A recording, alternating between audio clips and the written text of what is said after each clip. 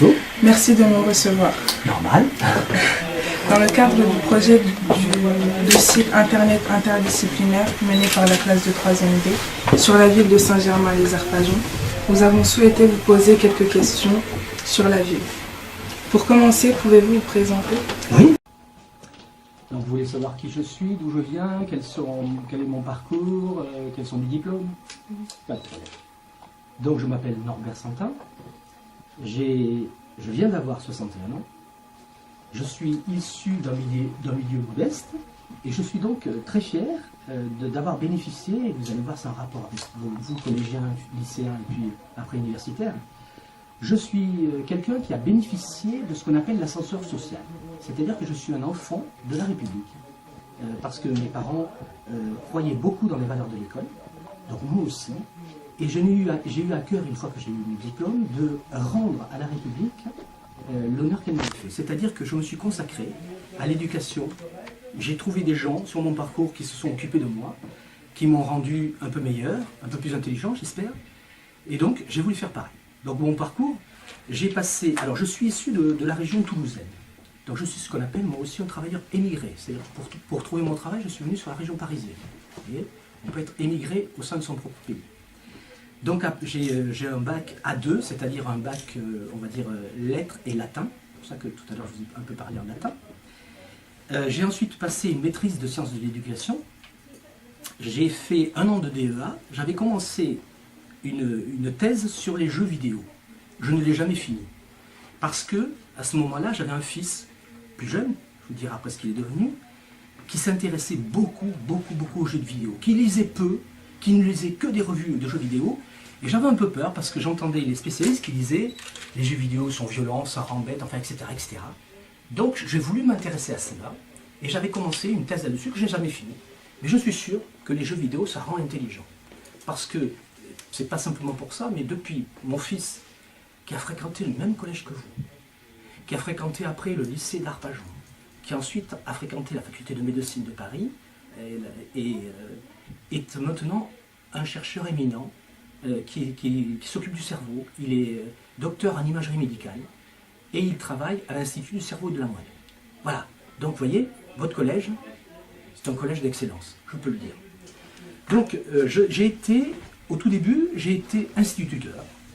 On n'appelait pas ça encore professeur des écoles. J'ai ensuite été directeur d'école pendant 17 ans. J'avais une grosse école, c'est-à-dire que je n'étais pas chargé de classe, j'étais sur une école déchargée.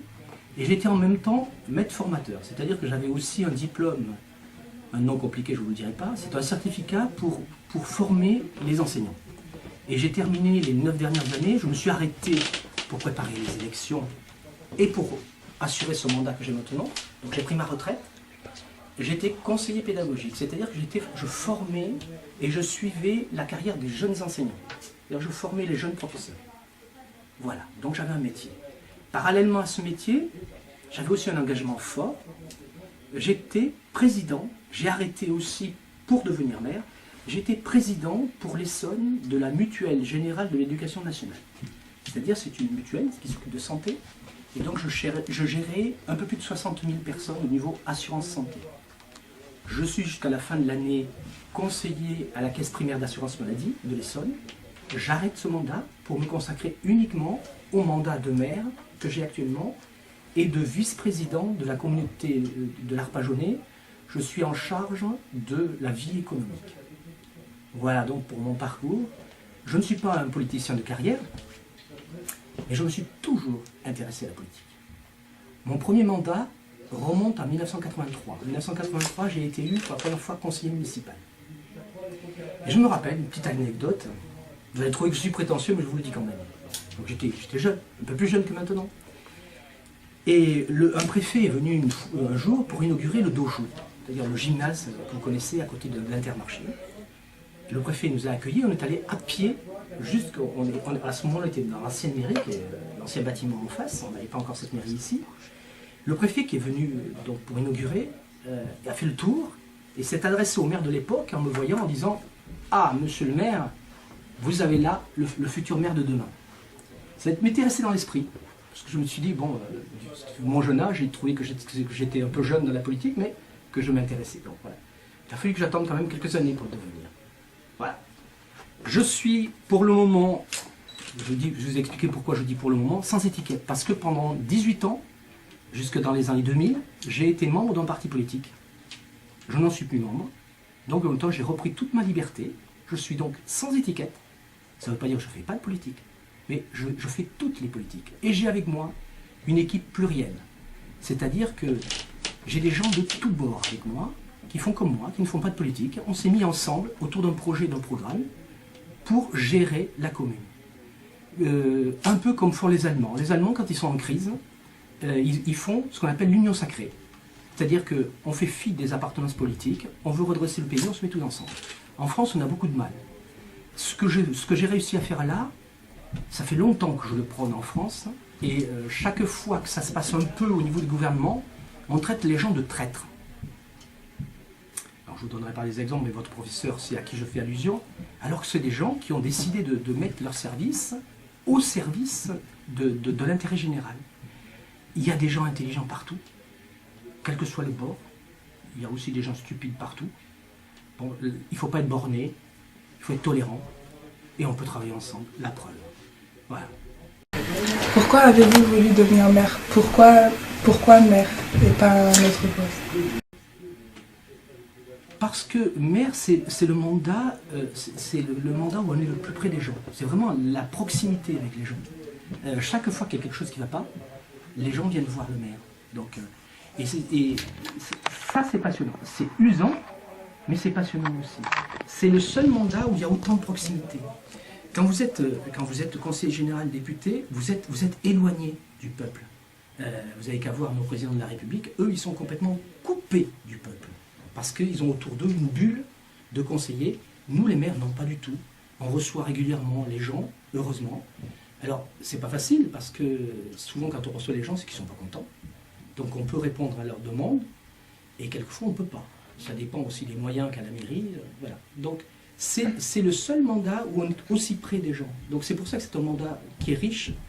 Bon, donc, ça correspond aussi à une certaine idée du partage. Voilà, du partage. Je vous ai dit que je me suis toujours intéressé à la vie publique. Et donc, le premier maillon de la vie publique, c'est le maillon de maire. Voilà. Vouliez-vous faire maire depuis longtemps? Oui, ça fait déjà quelques années, puisque j'ai passé là 6 ans dans l'opposition. J'ai été battu une première fois il y a 6 ans. Voilà, donc je suis resté, c'est-à-dire je n'ai pas démissionné. Je suis resté avec le groupe que j'avais constitué, et puis on a travaillé le dossier. Les gens n'étaient pas mûrs pour cette alternance. Bon, il a fallu attendre 6 ans, puis ils ont été mûrs. C'est bien. Oui, je voulais le faire, bien sûr. Quelle a été votre réaction lorsque vous avez été élu maire? J'ai pensé à mes parents. Voilà. Mais vous voyez, je suis encore ému qu'à y penser, parce que c'était pas évident, c'était pas joué d'avance. Très content. Très content. J'ai crié dehors parce que j'ai pas voulu rentrer dans la salle du conseil parce que j'étais un peu fébrile. Je n'avais pas mangé, parce que je suis un peu comme les gens qui montent sur un ring. Avant une confrontation, je ne mange pas, parce que sinon je n'arrive pas à digérer, je ne suis pas bien, donc voilà. Et j'étais particulièrement heureux. Je me suis dit, enfin, notre façon de vouloir diriger une commune est enfin reconnue. Voilà, puisqu'on le fait hors des partis politiques et c'est très difficile. Qui dit être hors des partis politiques, c'est dire ne pas avoir de financement, ne pas avoir de soutien. C'est pas facile, mais on prouve qu'on y arrive. Aimez-vous votre fonction? Difficile par moment, mais oui, bien sûr. Le jour où je n'aimerai plus, j'arrêterai ou je démissionnerai. Quelle relation avez-vous avec les habitants de Saint-Germain-les-Arpajons? Les meilleurs possibles. Vous savez ce qui m'a fait plaisir l'autre jour? On est reconnu quand même, les gens commencent à s'habituer à nous. Et j'ai rencontré un monsieur d'un certain âge qui avait une casquette, et quand il m'a croisé, il a enlevé sa casquette, il me dit « Bonjour monsieur le maire, mes respects ». Voilà, c'est quelqu'un que je ne connaissais pas. Ça m'a fait très plaisir. Voilà. Donc je voulais vous dire que là, le meilleur moment pour un maire, qu'il soit maire ou maire adjoint, tous ceux qui font des cérémonies, le meilleur moment, je leur dis, savourez-le, ce sont les mariages.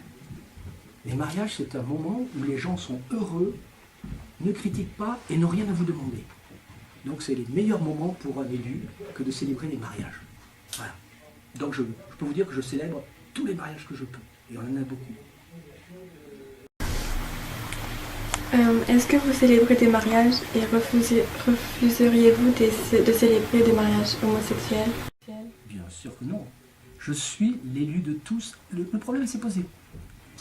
Nous avons eu notre premier mariage pour tous au mois de septembre. Il se trouvait que j'étais en vacances, donc ça a été mon adjointe à la culture qui l'a célébré en mon nom, ce mariage. Mais bien sûr, moi je suis ouvert. La loi, à partir du moment où elle est votée, elle s'applique à tout le monde. On n'a pas d'état d'âme à avoir.